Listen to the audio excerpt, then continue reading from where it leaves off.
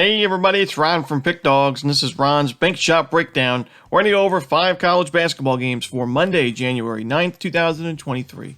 Now, if you like what you see, make sure to give this video a big thumbs up and subscribe to our channel. Don't forget to put your college basketball picks in the comment section below. And if you're looking for my best bets, you can find those at the Premium Picks tab at pickdawgz.com.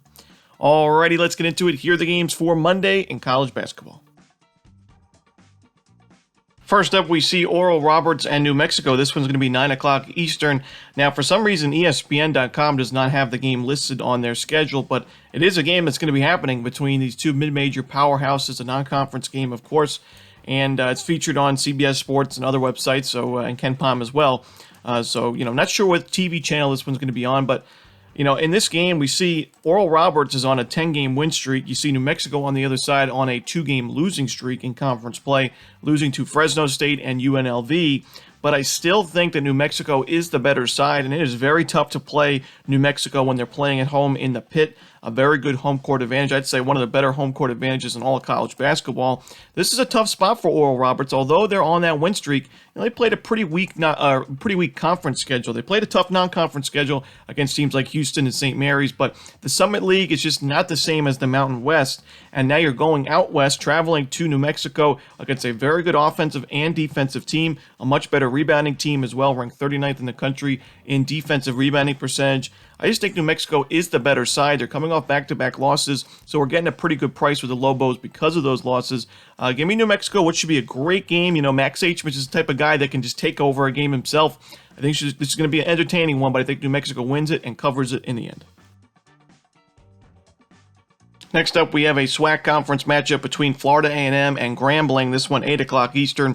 I do think Grambling has got to be one of the better teams in the SWAC this season, probably one of the favorites to win the conference, and they're off back-to-back wins in SWAC play over Texas Southern and Bethune-Cookman. I've mentioned that Texas Southern's another tough team in the SWAC, and that was a nice 13-point win for Grambling on the road, 85-72. It is not easy scoring 80-plus points against that Texas Southern defense, let alone being a true road game. But, this Grambling team is really strong defensively, ranked 122nd in the country in adjusted defensive efficiency. They forced plenty of turnovers, and they played a tough non-conference schedule, ranked 74th in the nation. Florida A&M played a very tough schedule themselves, but I just don't love this team on paper. Their only 2 wins this year were against subdivision opponents in Albany State and Edward Waters, but no Division I wins this year, including their first 2 conference games against Bethune-Cookman and Southern. They lost both of those games, and in the last game they played against Southern was a blowout, 84-66. This is a team, like I mentioned, Grambling is great at forcing those turnovers, ranked 57th in the country. Florida A&M is one of the worst teams in college basketball in turning the ball over, ranked 362nd. Only one team is worse than Florida A&M in turnover percentage on offense. I think it's going to be a big problem for the Rattlers on the road in this game. I think Grambling's defense is just too much for Florida A&M to handle. Give me Grambling laying the big number. Next up, we see Colgate and Army. This one's going to be 7 o'clock Eastern. Colgate, I still think, is the best team in this conference in the Patriot League by far. And they're facing an Army team that, yes, is on a 4-game win streak and, yes, is 3-0 in conference play. But they have not faced a team like Colgate. I would argue that Colgate is the toughest team that they've faced all season long.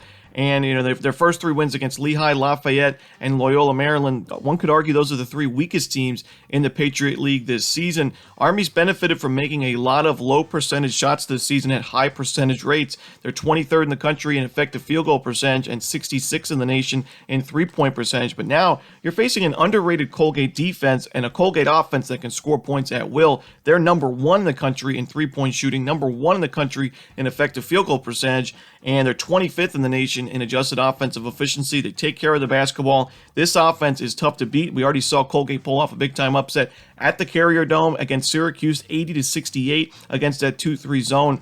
I think Army is in trouble in this game. I think their win streak comes to an end here. Give me Colgate laying the points, and it's not a crazy number because of that Army win streak. We're getting a pretty good price with the other team. Give me Colgate laying the number.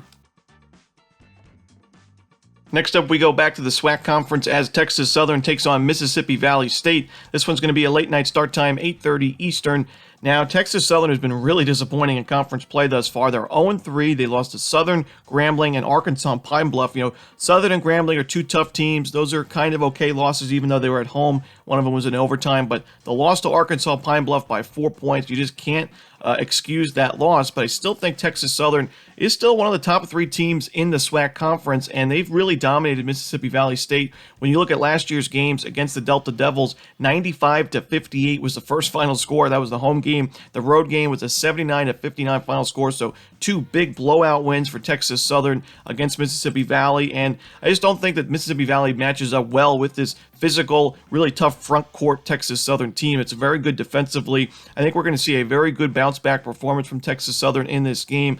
Mississippi Valley's been able to cover the number quite a few times in conference play the last few seasons, and we already saw them cover against Prairie View A&M last time out. I just don't think it's enough in this game. We're getting a pretty good price with a much better team, a team that's dominated the Mississippi Valley State Delta Devils. So give me Texas Southern laying the points on the road.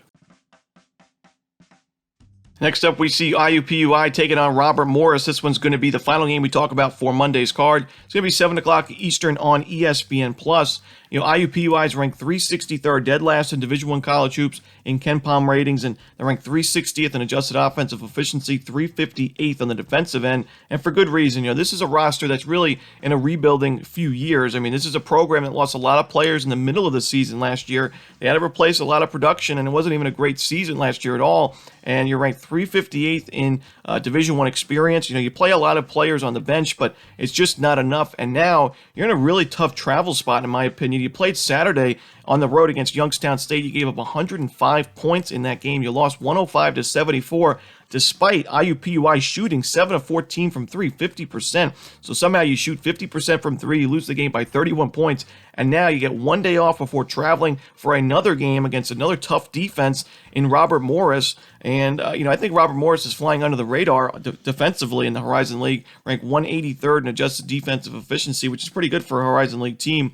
They're 80th right now in 2-point field goal defense as well. This is a good bounce back spot, in my opinion, for Robert Morris, who's coming off back-to-back losses in conference play. But we've seen them play pretty well in the Horizon League already with their wins over Purdue, Fort Wayne, and Wright State, a really solid Wright State team. That was an 80-59 blowout win for Robert Morris. I think we see a similar result in this type of game. Give me Robert Morris laying the points. And that's it. Those are the games for Monday in college hoops. Hope you enjoyed this video. If you did, don't forget to hit that like button and subscribe. And don't forget to put your college basketball picks in the comment section below. Again, if you're looking for my best bet, you can find those at Pickdawgz Premium. As always, this is Ron Romanelli. Good luck.